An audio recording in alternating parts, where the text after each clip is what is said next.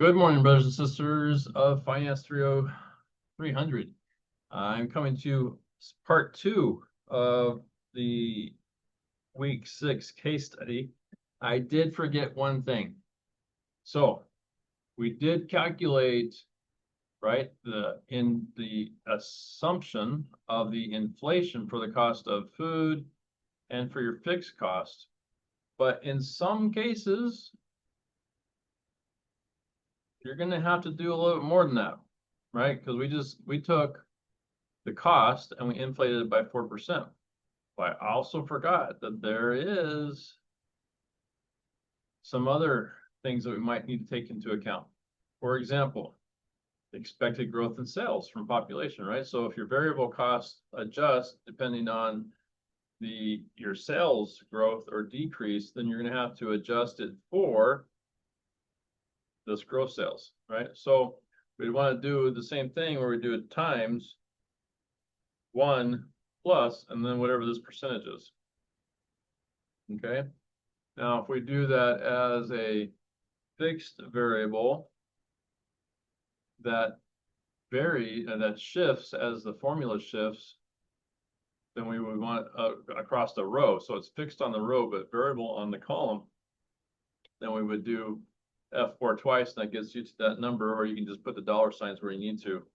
Close that up, and that gives you a slightly different number, right? Because it increases it by the sales from the population growth, plus it then increases it by the cost of the food inflation. So you want to do that not only here on scenario 1, and as well as on like the labor cost, you're going to want to do it on both food and labor, right? Because your sales are growing, but you won't necessarily do that on your fixed costs, right? Now, revenue definitely grows based on your growth in sales from the population. So, that formula will be very similar to the one we did before, right? But it won't increase because of your labor and food costs.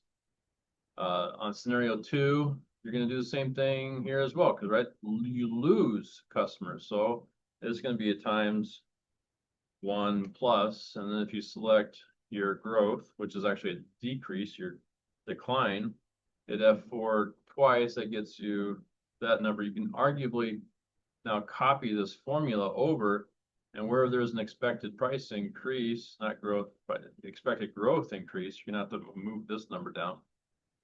All right. I didn't put this in the right place. So this one, we actually want to have in the same place as this other. So what I would do normally is put this down here and then move this over. Once I've done that, now I've got my menu price increases the same place as my growth in sales through the population.